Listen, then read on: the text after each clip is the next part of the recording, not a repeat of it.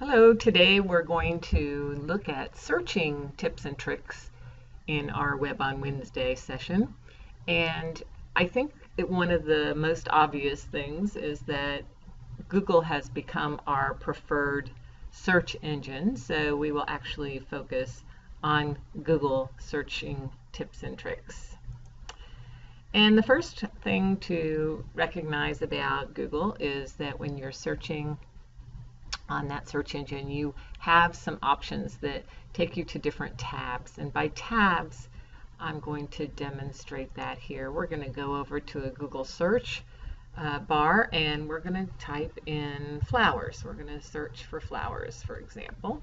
And if I click enter, the tabs that I'm referring to are these right here. It defaults to web results, but if you click here, you see image results, maps results, taking us to flower shops, and some of the other ones are up here. There's more, which will vary depending on what you're searching for. It's kind of smart like that. The other thing I'm going to point out while I'm here is that there is under more flights, which has nothing to do with flowers, but if you click on flights, you can actually search for a plane flight. It finds out your location automatically, and you can put in that you want to go to, let's say I want to go to Denver, and I click here and I want to do that on October 8th with a return on October 10th, and it will populate pretty quickly those flights. So it's similar to some of the other travel search engines, but it's right there for you on Google. And it has, again, some other tabs where you can filter it, so you can explore that if you've never looked at searching for flights on Google. Okay, so those are the tabs that we refer to when we talk about using tips and tricks with Google searching. Another thing to do is to use quotes. And when you are searching for something, if you use the full phrase, but you don't put quotes around it, it actually looks for each individual word. It is getting smarter. It used to be that, like, if you searched San Francisco Giants without the quote marks, it would look for San Francisco Giants and pull up everything that has that in there. But it is something to think about when we start looking at some of the actual phrases that you might use. So using quotes is another good thing to do. Using a hyphen will exclude words and will exclude certain results then. So if you, for example, wanted to look up Mustangs, and you just type in Mustangs. Well, now there's a couple of different kind of Mustangs, and so if you look at Mustangs alone, you may get the car Mustang, but you also may get some horses. You may also get some other kinds of Mustangs.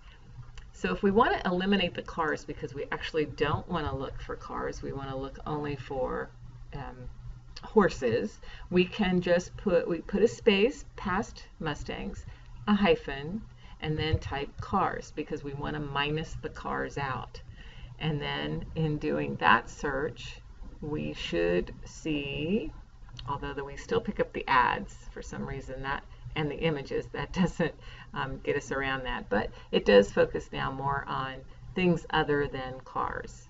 So that's something else to consider when you are looking at searching and kind of trying to narrow your search to what you're hoping to get. You can also use a colon to search certain specific sites. This one's kind of interesting because I think when you recognize that most sites have a little search bar in them, it's kind of built on that same focus point.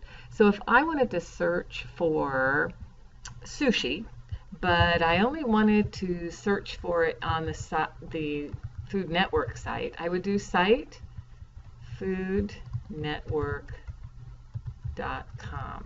So it's site colon and then whatever it is that whatever place that you're going. And all then of these results are limited to the Food Network. You can see that there. Another example would be if we wanted to look for medical assisting, but we wanted to limit that to our site here at lwit.edu. We would put medical assisting space site colon lwit.edu, and except for the ads, which are hard to get around, you can see that it's coming straight to our page here at LWIT, or LWTC. Okay, that is another one.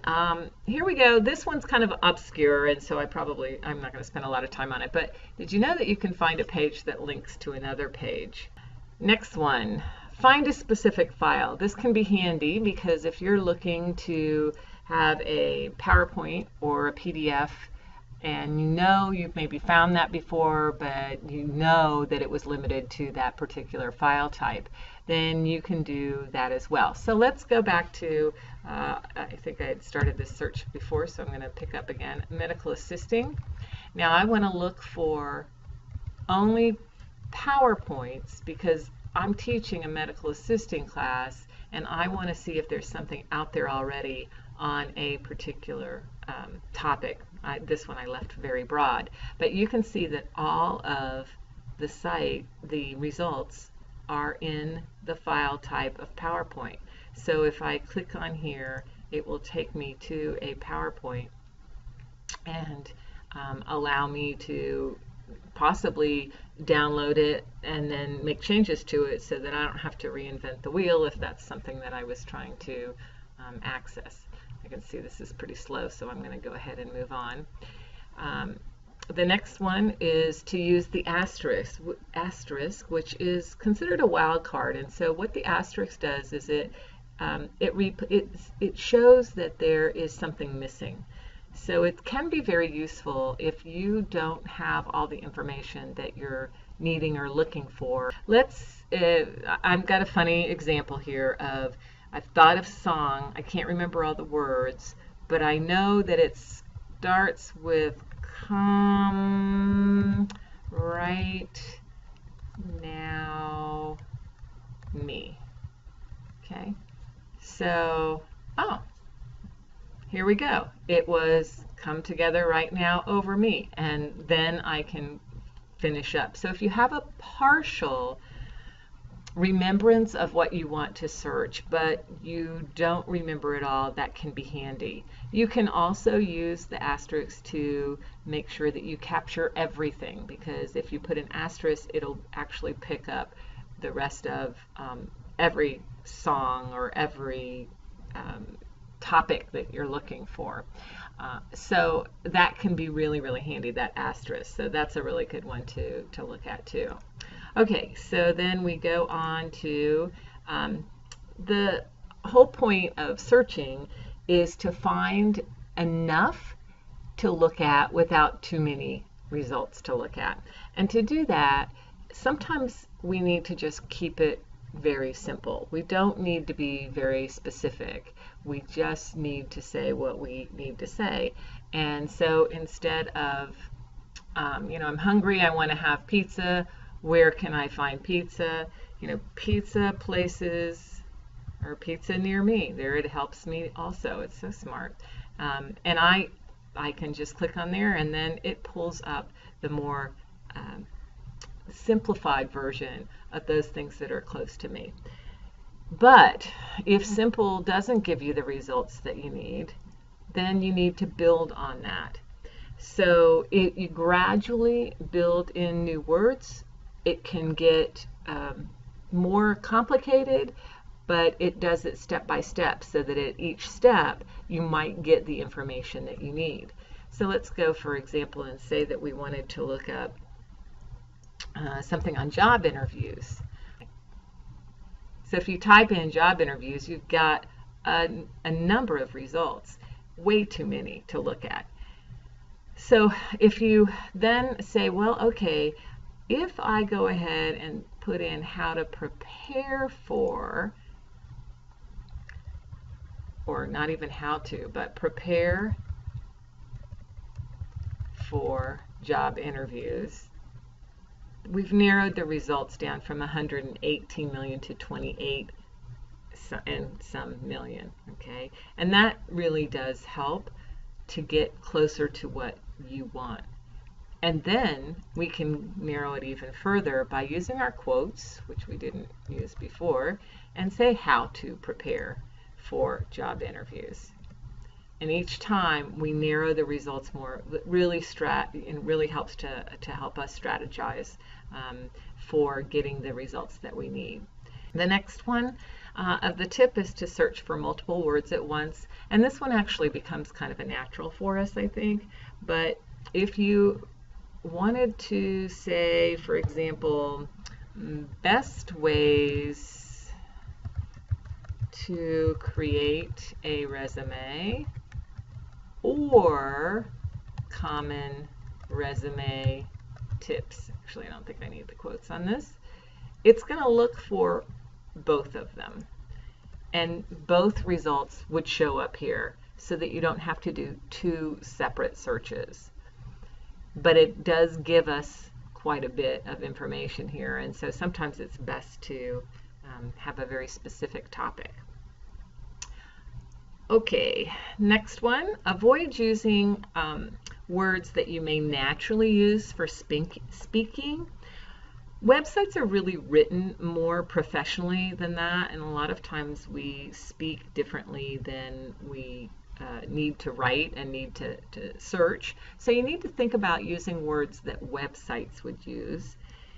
Instead of saying, I have a flat tire, you can just, or you might say that, but instead of typing that into a Google search, you would just say repair a flat, okay? And that would get you the results that you need. Avoid the clutter. Instead of putting in, again, a lot of extraneous words, you need to use the important words only, especially as you begin a search and keeping it simple. If you need to add other words, you can do that. Use words that are very descriptive. This is kind of tough, but one of the things that I have found is that if you put in a search that does not give you all the results that you need, then what you can do is look at the results and capture some of the descriptive ideas from those results to help you narrow that search a little bit more. But this is a really good reason for building vocabulary as well. On the other hand, though, spelling doesn't necessarily matter. Google's pretty smart, and there are generally no worries about misspellings or typos because they even will pick up and recognize that and say, hey, did you mean, I'm sure you've seen that before. I see it a lot because of typos. And sometimes it can even recognize that text speak. So that's a disadvantage for us trying to teach young adults and teenagers how to write properly, but it is what it is. Take advantage of some shortcuts. So there's a couple of ones that I want to highlight for you. One is if you type in define and then you put in a word, and I had assessment there, so it will provide that definition for you right there on the page, so you don't have to go to another specific link. However, you can to get more information. So use define : and you can get the definition of a word. Did you know that you can also put in time and a place, and it will give you the time based on what time it is right here. It is now 8:38 a.m., but it is 2:38 a.m. in Hawaii. So it is a kind of a fun thing to play with, and for me it's really helpful because I always have a hard time going to those time changers and trying to figure out which time zone we're in, mostly because of daylight savings or non-daylight savings time, and what time zone they're in. So that's a neat one.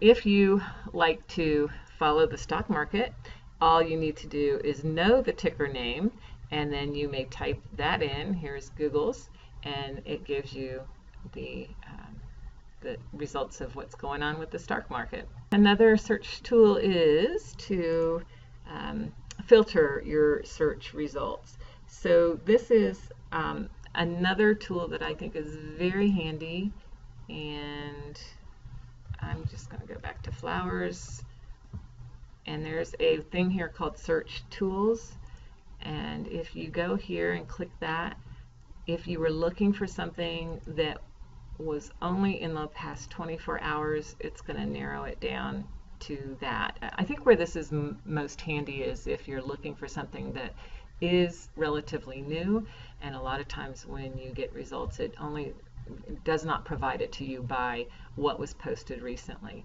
So I'd like to use that a lot.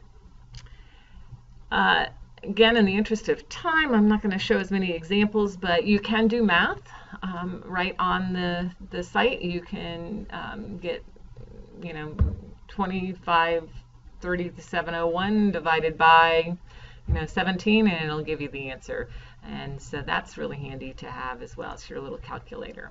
It can also make conversions for you. So if you wanted to find out how many pesos were in a dollar, or you had so much yen left over and you wanted to know how much that translates to dollars, you could do that very simply. You can also track your packages, which is pretty cool. If you have your tracking number from FedEx or UPS or whatever, you can just type the number in the search bar and it will provide you with that information. You can also do a lookup for a phone number. The advanced search, really important. When you're using images, you need to make sure that you use images that are not copyright, and unless you want to go and ask permission of the artist or a photographer or whatever to use that. So I'm going to show you this real quick. We're on flowers. I just did a quick search of flowers. If I click on images, I've got a ton of images here, but they are not necessarily free to use. Everybody thinks, with the copy and paste mentality that we may use those. Well, if you go on, you just see that they've added this up here really quickly, but I'm going to show you the old-fashioned way just in case this is not always here. There's a little cog over here that it shows options. You can go to advanced search. You can scroll down to the bottom, and under usage rights, instead of where it says not filtered by license, you're going to change that to free to use, share, or modify, and then click advanced search. Once you've done that, then it shows that they're labeled for non-commercial reuse with modification, which would then allow you to allows you to use them, and they are either public domain or Creative Commons licensed photos and not copyrighted. And that means you don't have to get permission to use them. You still need to give attribution of who the photographer was, but you don't have to give get permission. But the one thing I will take one step further here is that you need to go and actually visit the page, because that's where you're going to get the attribution. You're not going to say photo credit to Google. You're going to come over here and see that this for sure is free to use. It's CC licensed, so that's great. I don't see, however, a person to give credit to, but it would be something that you would link back to here if you were doing anything on the web. So please be sure to try and do that. The other thing that I wanted to share with you is that you can now do a voice search. If you have a microphone, you'll notice that there's a little microphone right here. So I'm going to click on here, and I'm going to enable it. Flower shops nearby. Here are the listings for flower shops. See, that looks pretty cool. So that's another thing to be aware of. And then you can also create alerts, which is a pretty neat thing with Google search. So you can go to Google Alerts, which is actually google.com/alerts. If I wanted to search for, I'm going to put it in parentheses though, because Lorenzo Walker, and make sure that I caught everything that was going to be on Lorenzo Walker, I can create that alert. And every time something comes up on Lorenzo Walker on the web, I can ask that it send once a day. My various sources, I can have all sorts of filtering right here, and then I will get those via email. So it sends it to you via email. Okay, and let's see. If you need more in my slideshow, which is on the web as well, you can get the link here to this little YouTube, and it shows you, it should be a playlist that shows you a number of 15-second search tips. So in order to get an MIP for this session, you need to select 5 of the tips and tricks that we've reviewed and do them yourself and create screenshots, which you email to me so that I can give you credit for that. So happy searching. See you next time.